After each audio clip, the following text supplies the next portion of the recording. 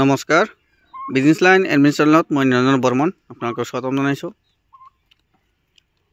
মনকল বহুতে কয় যে আমাৰ জাগা নাই, একেবাৰে কম জাগা, তো দুটা তিনিটা টাৰ্কি চৰাই পালন কৰিব বিচাৰিছোঁ। 10 ফিট বাই 20 ফিট অলপ জাগা আছে সেইখিনি জাগাত। তো সেইখিনি জাগাত কমচে কম 15 পৰা 20টা পালন কৰিব পাৰিব। কিন্তু যেহেতু টাৰ্কি চৰাই মেল বেছিকৈ ৰাখিলে তাহাঁতে কাজিয়া লাগে বহুত, সেইকাৰণে 10টামানতো পাৰিবই। বাকী মেল এটা ৰাখি দিলে হৈ যাব যদি বন্ধ ঘৰত ৰাখে এনেকুৱা। চাওক ইয়াত 7 বাই 10 এটা ৰুম আছে, মানে ঘৰ বনোৱা আছে ইয়াৰ কাৰণে।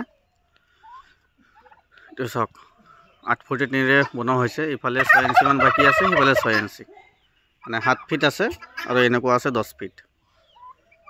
আৰু এনেকুৱা আছে আপোনাৰ গোটেইখিনি জাগা ওপৰত চাংঘৰ, তলত জেগাখিনি খালী ৰখা আছে। আৰু চাৰিওফালে এনেকৈ নেট দি আছে যাতে বাহিৰত ওলাই যাব নোৱাৰে।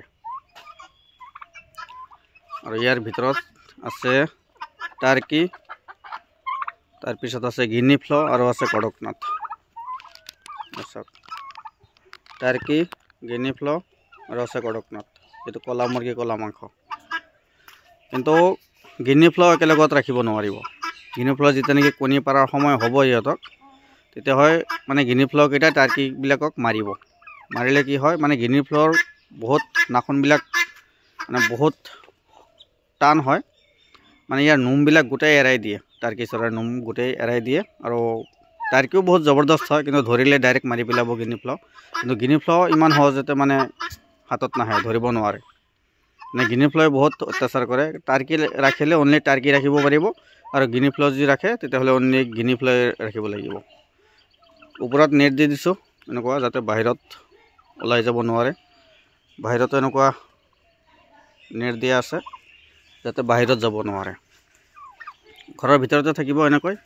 আৰু টেনশ্যনে চাওক কিমান ধুনীয়াকৈ আছে। ইয়াত মোৰ বৰ্তমান 10টামান আছে টাৰ্কি। মেল আছে 3টা, যিহেতু বাকী মেল 2টা অলপ সৰু, সেইকাৰণে এতিয়ালৈকে কাজিয়া লগা নাই। কিন্তু অলপ ডাঙৰ হোৱাৰ পিছত ইহঁতৰ কাজিয়া আৰম্ভ হৈ যাব, তেতিয়া ইয়াৰ পৰা ছাইড কৰি দিম। তেতিয়া থাকিব 7জনী থাকিব ফিমেল। এটাৰ লগত 7জনী বেছি হয়, হায়েষ্ট 5টা হ'লে ভাল টাৰ্কি চৰাৰ ক্ষেত্ৰত। আৰু এইটো বৰ্তমান কণী পাৰিব। আপোনাৰ সিফালে যিটো 2টা দেখা পাই আছে, এটা থোপ মাৰি বহি আছে এনে বেমাৰ হোৱাকৈ, কিন্তু হোৱা নাই।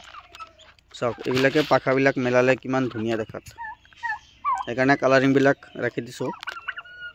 চাওক কণী পৰাৰ সময় হৈছে, সিহঁতৰ কণী পাৰিব। 15 দিনমান পিছৰ পৰা কণী পৰা ষ্টাৰ্ট হৈ যাব। তো যদি আপোনালোকে পালন কৰিব বিচাৰে, এই অলপমান জেগাত এনেকুৱা চাংঘৰ বনাব, যাতে মলবিলাক তলত পৰি যায়, আৰু চাৰিওফালে নেট দি ঘেৰাও কৰি বন্ধ কৰি ৰাখিব পাৰিব। টাৰ্কি চৰাই পাৰি এনে ঘেৰাও কৰি বন্ধ কৰি ৰাখিব, পালন কৰিব পাৰি টাৰ্কি চৰাই, কোনো ধৰণৰ অসুবিধা নাই।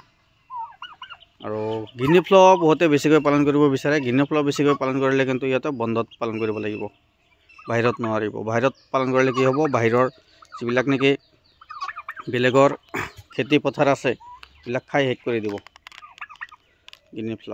গিনি ফ্ল'ই মানে উৰি উৰি গছত উঠি মানে গছৰ পাতবিলাক খায়। আৰু টাৰ্কিও ঘাঁহ বেছি খায়, কিন্তু তলত গছৰ ওপৰত বা কাৰোবাৰ বাগিচাত ওপৰত উঠি খাব নোৱাৰিব টাৰ্কিয়ে, কিন্তু গিনি ফ্ল'ই খায়। তো এইখিনি আছিল আজিৰ ভিডিঅ'। যদি ভাল লাগিছে লাইক এটা কৰি ৰাখিব, চেনেলটো ছাবস্ক্ৰাইব কৰি ৰাখিব, সকলো ধৰণৰ আপডেট পাই থাকিব। ধন্যবাদ।